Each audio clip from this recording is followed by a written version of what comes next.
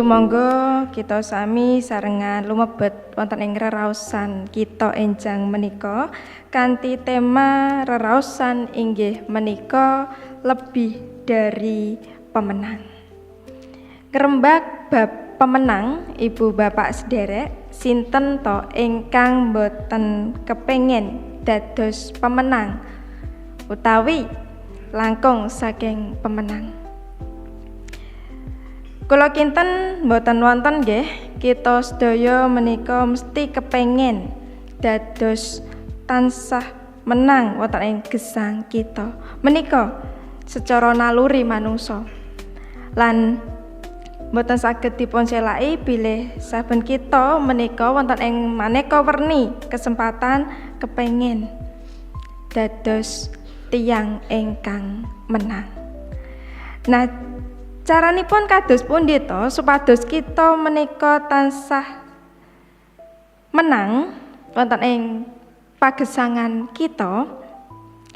Kita sedaya mangertos bilih kangge saged dados pemenang menika kedah betahaken ingkang naminipun kerja keras lan ugi tekad ingkang kiat. Karena tidak mungkin Bapak Ibu Saudara kita menika saged utawi kepengin dados menang ananging kita menika mboten purun usaha menapa-menapa.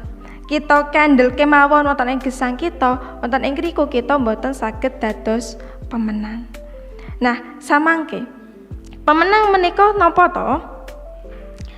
Miturut pangertosan secara umum, pemenang inggih menika tiyang ingkang saged unggul saking lawanipun, ingkang tansah wonten ing posisi teratas, utawi wonten ing pagesangan tiyang ingkang dipun sebat menang inggih menika tiyang ingkang saged gesang tanpa kegagalan, utawi gesangipun menika tansah lumampah kanthi sae lan lancar. Nanging Bapak Ibu sederek menawi kita gatosaken wonten ing iman kekristenan, pangertosan menika miturut sabdanipun Gusti justru nggadahi makna ingkang boten sami kalian pangertosan secara umum utawi kadonyan. Nah, wonten ing serat Rom 8 ayat 16 ngantos dumugi ayat 3:9 menika Rasul Paulus badhe ngajak kita sedaya nggih menika supados kita mangertos kanthi saestu napa to kemenangan ingkang sejatos menika.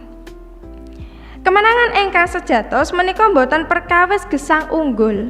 Menika boten ugi perkawis ingkang gesangipun kathah berhasil.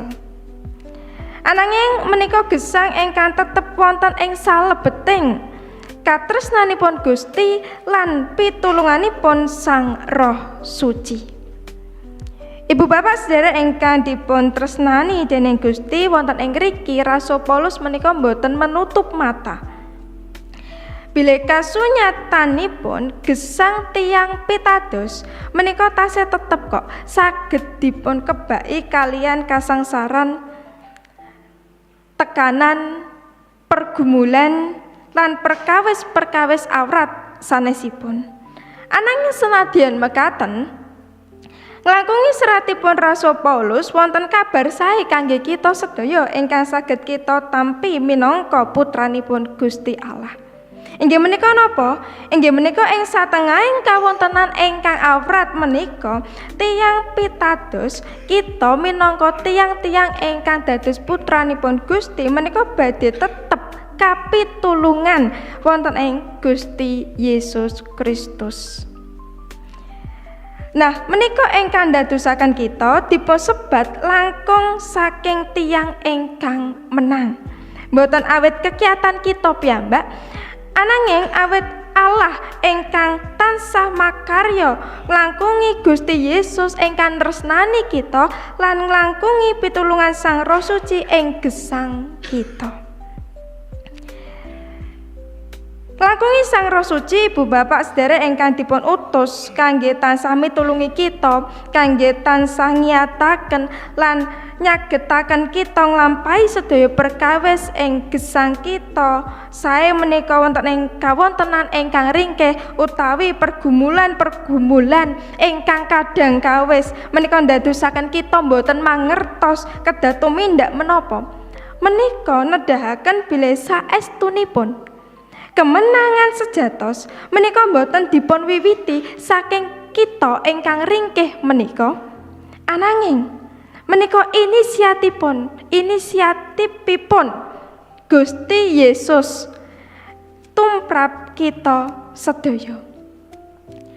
Nglangkungi sih katresnanipun panjenenganipun ngutus Sang Roh Suci kangge tansah nyataken kita, kangge tansah nyagetaken kita nglampahi menapa ingkang kadadosan wonten ing gesang kita. Nah, pramila kanthi mekaten Bapak Ibu sedherek sampun ngantos kita menika rumaos piyambakan wonten ing gesang kita. Sedaya menika ingkang kadadosan wonten ing gesang kita boten piyambakan. Kita sedaya menika tiyang-tiyang ingkang sampun dipun tresnani kanthi ugal-ugalan, menawi kula badhe membahasaken kanthi ugal-ugalan nggih menika dening Gusti Yesus Kristus. Lan nglangkungi katresnanipun menika Bapak Ibu wonten ing ayat 37 dipun sebataken bilih kita sedaya menika ngungkuli wong kang padha menang. Kanthi mekaten, awit wonten ing Gusti Yesus Kristus kita menika ngungkuli tiyang ingkang padha menang, mila kedahipun raos ajrih wonten ing gesang kita sampun boten wonten malih. Sinten ingkang badhe dados lawan kita Bapak Ibu? Menawi Gusti menika wonten ing pihak kita, kalau wau menawi kita maos wonten ayat 3:1 ngantos 3:2 gangsal, ada banyak pertanyaan. Siapa yang akan menjadi lawan kita kalau Tuhan sendiri itu di pihak kita? Ayat 3:2 kalih menika ngendika, panjenenganipun ingkang ora ngeman kang putra piyambak, nanging malah nganti dipasrahake kanggo kita kabeh, apa iya kelakon ora maringake samubarang kabeh marang kita. Ayat menika minangka panglipuran lan kegiatan Bapak Ibu sedherek kangge kita sedaya gesang ngetut wingking Gusti. Bilih kita sedaya menika saestunipun badhe aman wonten ing astanipun Gusti. Minangka putra ingkang sampun dipun angkat ngungkuli tiyang ingkang menang, Gusti menika boten badhe nilar kita. Sesulit-sulitnya hidup kita, berlika-likunya hidup kita, naik turunnya hidup kita, kita ini adalah milik Kristus dan kita ini adalah lebih dari pemenang. Kalau kita ini milik Kristus, maka sudah menjadi hal yang pasti bahwa kita akan selalu disertai. Bapak Ibu sedherek ingkang dipun tresnani dening Gusti, pramila menawi kita ngraosaken sedih, kita rumaos lan gagalan kita menika mboten kiyat, monggo sampun ngantos kita menika tebih saking Gusti. Ananging sami sowan dumateng Gusti. Keng menapa makaten? Inggih awet namung Gusti ingkang mangertos karingkihan kita lan namung wonten ing panjenenganipun piyambak kita menika saged pikantuk ayem ingkang sejatos. Monggo kita sami emot wonten ing Injil Matius nggih menika pasal 11 ayat 28 ing ngriku dipun ngendikaaken, "He para wong kang kesayahan lan kamomotan padha mreneo, aku bakal gawe ayemmu." Dan itulah janji Tuhan di dalam kehidupan kita. Setiap kita yang dikasihi, ketika kita mau datang kepada Tuhan, maka Tuhan akan memberi ketenangan kepada kita. Nah, lajeng samangke Bapak Ibu sedherek ingkang dipun tresnani dening Gusti, sasampunipun kita menika mangertos bilih kita sedaya menika tiyang ingkang langkung saking pemenang. Mila menapa respon ingkang saged kita tindakaken wonten ing gesang kita? Apa respon kita terhadap karya Allah di dalam kehidupan kita yang telah menjadikan kita lebih dari pemenang? Wonten ing mriki respon ingkang tepat ingkang saged kita tindakaken inggih menika wonten 3. Ingkang setunggal inggih menika kita perlu rendah hati. Karena melalui kasih Kristus kita telah dimenangkan. Ayat 3:7 ngantos dumugi ayat 3:9 menika nedahaken bilih kemenangan menika kadadosan awet Gusti Allah ingkang sampun resnani kita. Lan wonten ing ngriku boten wonten kuwaos ingkang saged memisahkan megataken kita kalian Gusti. Pramila kanthi mekaten Bapak Ibu sedherek ingkang dipun tresnani dening Gusti, respon ingkang tepat ingkang sepisan ingkang saged kita tindakaken wonten ing gesang kita inggih menika monggo kita menika sampun ngantos gumunggung wonten ing gesang kita. Jangan sampai kita sombong di dalam kehidupan kita. Awet napa? Awet yang membuat kita menang itu bukan diri kita sendiri, tetapi kasih Allah di dalam kehidupan kita.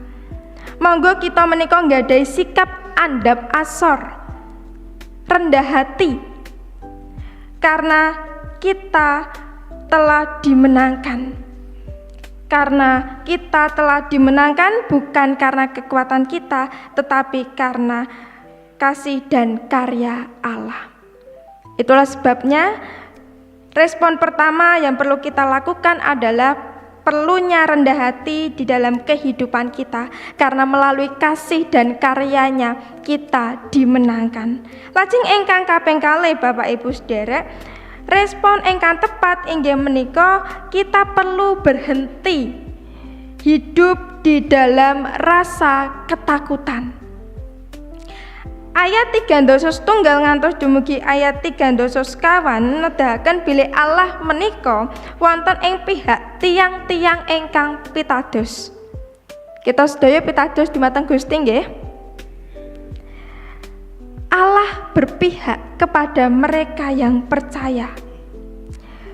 Gusti menika sampun sedo sinalip. Malah sampun wungu saking pati kangge belani kita supados kita menika dados para putranipun. Nah menika saestu bukti Bapak Ibu sedherek bilih kita menika aman wonten ing Gusti. Nah, mila menapa bab ingkang badhe damel kita ajrih? Rikala janjinipun Gusti menika sampun nyata di dalam kehidupan kita. Monggo kita sami bucara sumelang ing gesang kita. Monggo kita tansah yakin kanthi utuh bilih kita menika aman wonten ing astanipun Gusti. Senadyan kata perkawis ingkang kadadosan wonten ing gesang kita ingkang kedah kita lampahi, monggo kita tansah nggadahi keyakinan bilih kita aman wonten ing Gusti. Berhentilah hidup di dalam rasa ketakutan. Lajeng ingkang kaping 3, respon ingkang saged kita tindakaken wonten ing gesang kita inggih menika kita perlu melihat bahwa pergumulan itu sebagai salah satu cara Allah untuk membentuk kita. Ayat 28 ngantos dumugi ayat 29 maringi piwulang bilih Gusti Allah menika makarya wonten ing sedaya samubarang kangge kabecikan kita ing gesang kita.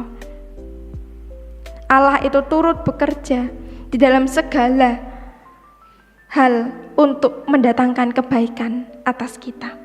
Nah, kebecikan ingkang dipun maksud inggih menika napa Bapak Ibu sedherek? Kebecikan ingkang dipun Maksud wonten ing ngriki inggih menika supados kita saged sami serupa manunggal rupa kalian Gusti ing pagesangan kita. Dados sedaya bab saya menika ingkang bingahaken utawi ingkang pait wonten ing gesang kita menika saged dados caranipun Gusti kangge membentuk kita di dalam kehidupan kita. Kanthi mekaten, monggo kita nglatih gesang kita. Sampun ngantos kita menika ngresula langkung rumiyin.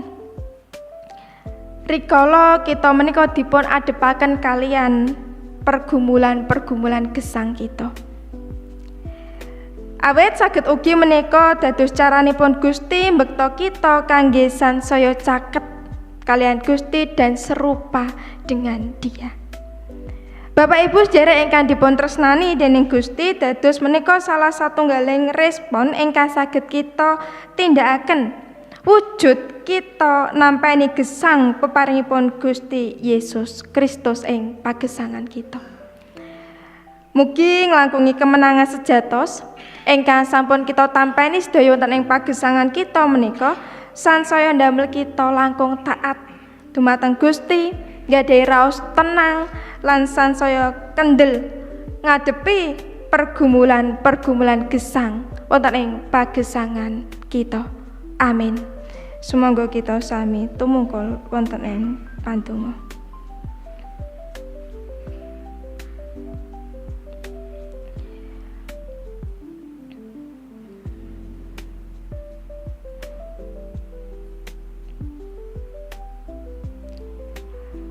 Allah Rama kaula ingkang maha welas asih, abdi paduka menika sampun kandel anggenipun babar do pangandika tuan wonten ing enjang menika. Monggo Roh Suci piyambak ingkang nyagetaken kaula wonten ing gesang kaula langkung-langkung nggih menika wonten ing pikiran manah kaula supados saged mangertos menapa ingkang dados dawuh tuan wonten ing enjang menika ingkang saged kaula tindakaken wonten ing gesang kaula. Paduka menika sampun andika bilih kala punika para putra paduka ingkang inggih menika nggadahi identitas langkung saking pemenang. Pramila Gusti langkungi identitas menika sagetaken kala nggadahi sikap andhap asor awit sedaya ingkang kala tampani wonten ing gesang kala menika mboten awit kegiatan kaula ananging sedaya menika nggih awit seh kamiran paduka katresnan paduka ing gesang kaula. Ugi sagetaken kaula Gusti mbucar raos sumelang kekuatiran ingkang wonten ing gesang kaula awit sedaya menika saged dadosaken kaula mboten pitados dumateng paduka ananging monggo paduka piyambak ingkang tansah paring pepemut tumrap kala sedaya bilih gesang ngetut wingking paduka menika saestunipun aman. Paduka boten nilar kaula ananging tansah ngreksa ngrimat lan nuntun kaula ing pagesangan kaula senadyan kathah sanget perkawis-perkawis awrat ingkang kedah kaula lampahi ing gesang kaula. Ugi monggo paduka piyambak ingkang nggih menika tansah nyataken kaula sedaya nggih menika supados kaula sedaya menika saged nggadahi pemikiran bilih pergumulan ingkang kaula adepi ing gesang kaula menika nggih menika minangka salah satunggaling cara paduka bentuk kaula ing gesang kaula supados kaula menika saged sansaya caket rumaket dhateng paduka lan saged dados serupa kalian paduka. Gusti kaula pasrahaken gesang kaula sawetahipun monggo paduka piyambak ingkang saestu berkahi supados anggen kaula nindakaken dawuh pangandika paduka punika saged kalampahan kanthi sae. Sedaya menika namung kula pasrahaken inggih wonten ing asmanipun Gusti Yesus Kristus kula sampun tetunggal. Amin.